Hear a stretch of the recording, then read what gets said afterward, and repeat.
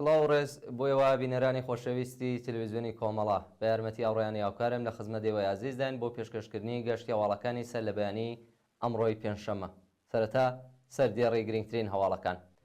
کۆبوونەوەی کرێکارانی لە سەرکار دەرکراوی پێترۆشیمی ئیلام، تەحریمی هەڵبژارنی سەرۆکۆماری لەلایەن دایکانی دادخوازی کوردستان، ناڕەزایەتی خەڵکی شارستانی بەدرەی ئیلام دژبە بێئاوی، مانگرتنی کرێکارانی پەیمانی شاغڵە پێترۆشیمی ئابادان، کوژران و برینداربوونی 23 کەس لە لافاوی سەواتکوو و گوشاری بەرپرسانی زیندانی وەرامین بۆ سەر بەند کراوە.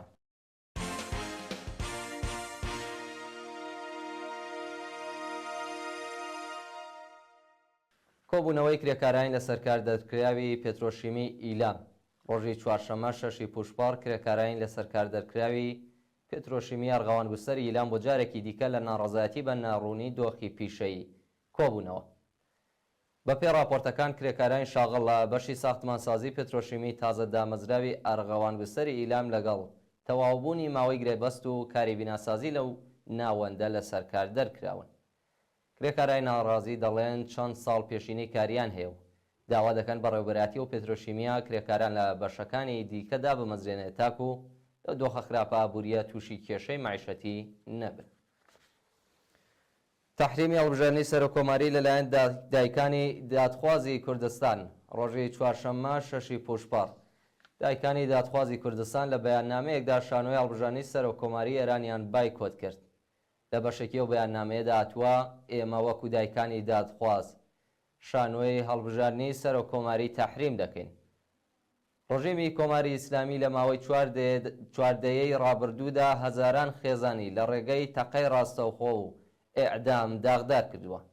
هەزاران کچ و کوڕی گەنج بە بیانووی دەربڕینی ناڕەزایەتی لە ئاست نابەرابەری، بێکاری، ستەم و نەبوونی ئازادی لەسەر شەقامەکاندا کوژراون. لە سەروبەندی شانۆی هەڵبژارنی سەرۆکۆماریدا بربژێرەکان وێڕای بەرپرسیارەتی و هاوکاریان لە جینایەتەکانی حکوومەت باز لە چاکسازی لە ژیان و معیشەتی خەڵک دەکەن. ئێمە دایکانی دادخوازی کوردستان تا ئەو کاتێ بە مافەکانمان نەگەین و تاوانباران مەحاکمە نەکەین واز لە خەبات ناهێنین. ناڕەزایەتی خەڵکی شارستانی بەدرەی ئیلام دژبە بێئاوی ڕۆژی چوارشەممە 6 پوشپەر خەڵکی ناوچەی زیفلی سەر بە شارستانی بەدرەی ئیلام لە ئاست نەبوونی ئاوی خواردنەوە ناڕەزایەتیان دەربڕیوە. ماوەیە کە ئاوی خواردنەوەی ناوچەی زیفلی سەر بە شارستانی بەدرەی ئیلام بڕاوە و هیچ بەرپرسێکی وستانی بایەخی بە کێشە و گرفتی خەڵک نەداوە. ناڕازیان ڕۆژی چوارشەممە لە بەردەم ئوستانداری ئیلام کۆبوونەوە و داوایان کرد ئاوی خواردنەوەی پاک و خاوێنیان بۆ دابین بکرێت تا لە گەرمای هاویندا تووشی نەخۆشی نەبن. مانگرتنی کرێکارانی پەیمانی شاغڵ لە پێترۆشیمی ئابادان ڕۆژی چوارشەممە 6 پوشپەر کرێکارانی شاغڵ لە پێترۆشیمی ئابادان لە ئاستدۆخی خراپی پیشەی و معیشەتی ناڕەزایەتیان دەربڕی.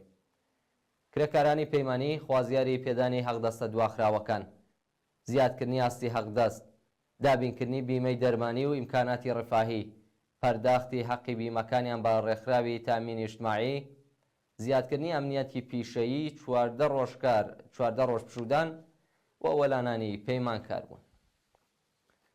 کوژران و برینداربوونی 23 کەس لە لافاوی سەواتکوو ڕۆژی چوارشەممە 6 پوشپەر بەهۆی بارینی لێژمەی باران و هاتنی لافاو لە شارستانی سەواتکوی مازەندەران 5 کەس گیانیان لە دەستا و 18 هاوڵاتی بریندار بوون.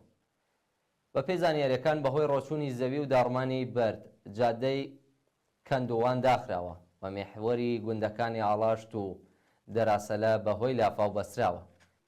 لە ئاکامی ئەو ڕووداوە سروشتیەدا 5 کەس گیانیان لە دەستداوە و 18 کەسی دیکەش بریندار بوون. شانی باسەکە هێشتا تەرمی بێسەر و شوێن بووانی ئەو ڕووداوە نەدۆزراوەتەوە و گەڕان بە دوایاندا درێژەی هەیە. گوشاری بەرپرسانی زیندانی وەرامین بۆ سەر بەندکراوان. بەپێی راپۆرتی کانونی مافی مرۆڤ ئێران، غوڵام عەباس شەلالوەند سەرۆکی زیندانی خورینی وەرامین بەندکراوانی ئەو زیندانی خستۆتە ژێرگوشار بۆ ئەوەی لە هەڵبژارنی سەرۆکۆماریدا بەشداری بکەن. غوڵام عەباس شەلالوەند یەکێکە لە ئەشکەنجەگەران و جەنایەتکارانی کۆماری ئیسلامی و بە بەندکراوانی ڕاگەیاندووە کە بەشداری لە هەڵبژاردن ئیجباریە و کەسێک بەشداری نەکات لە مافە سەرەتاییەکانی بێبەش و ڕەوانەی بەندی تاکە کەسی دەکرێت. پەیوەستبوونی دوو بەندکراوی دیکە بە کارزاری نابۆ ئەعدام. بە پێی راپۆرتی ڕێکخراوەکانی مافی مرۆڤ دوو بەندکراوی سیاسی بە ناوەکانی ئارمیتا پاویر و مەریەم بایرامیان پەیوەست بە کارزاری نابۆ ئەعدام بوون.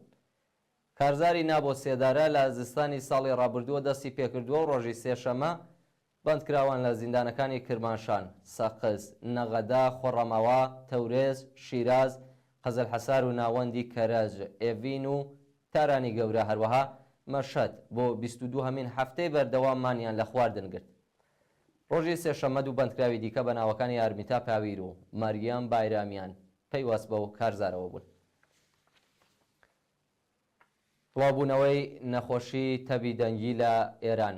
وەزارەتی بێداشتی کۆماری ئیسلامی ڕۆژی چوارشەمە شەشی پوشپەڕ ڕایگەیاند کە تا بە ئەمڕۆ 122 کەس لە ئێران تووشی نەخۆشی تەبی دەنگی بوون و 3 کەس گیانیان لەدەستداوە. نەخۆشی تەبی دەنگی لە وڵاتانی ئافریقایی، عەمان و ئیماراتی یەکگرتووی عەرەبیەوە زۆرترین توشبووی هەیە و لە ڕێگەی گەشتیاران و کاسبکارانەوە لە ئێران بڵاوبووەتەوە.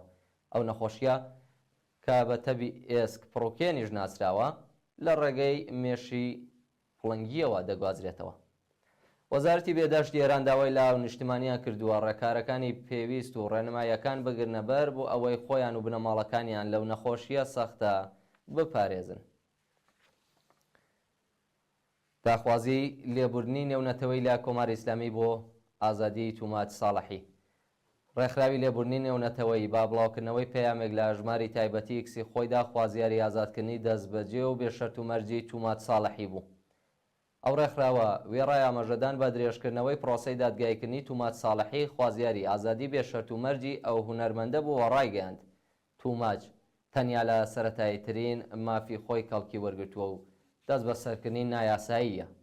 پارێزەری تومات ساڵحی ڕۆژی شەممە دوی پوشپەڕ ڕایگەاند بوو کە دیوانی باڵای کۆماری ئیسلامی سزای لە سێدارەدان و بەندکراوی ناوبراوی بە تۆمەتی ئفسادی فیل ئارز کە لەلایەن دادگای ئینقلابەوە دەرکرابوو هەڵوەشاندوێتەوە. و دوایین هەواڵمان سەبارەتە بە داواکاری جێگری پێشووی سەرۆکی پارلەمانی ئەوروپا بۆ تێرۆریستی ناساندنی سوپای پاسداران. ئالیخاندرۆ ویدال کوادراس جێگری پێشووی سەرۆکی پارلەمانی ئەوروپا داوای لە ئەندامانی پارلەمانی بەریتانیا کرد و شار بخەنە سەر حکوومەت بۆ ئەوەی سوپای پاسداران وەک ڕێکخراوێکی تێرۆریستی بناسێنێت. ئەو سیاسەتمەدارەی یەکێتی ئەوروپا وتی سوپای پاسداران لە شەقامەکانی بریتانیا چالاکی دەکات. ناساندنیان وەک ڕێکخراوەیەکی تێرۆریستی دەبێتە هۆی کوێرکردنی سەرچاودارایەکانیان. کوادراس هەروەها داوای لە یەکێتی ئەوروپا کرد کۆتایی بە سیاسەتی لێبوردەیی، دانوستان و ئیمتیازدان بە کۆماری ئیسلامی بێنێت. وەڵێ بینەرانی خۆشەویست گەشتیاوەڵەکانی ئەمڕۆتان پێشکەش کرا. سپاس کە تا ئێستا لەگەڵماندا بوون.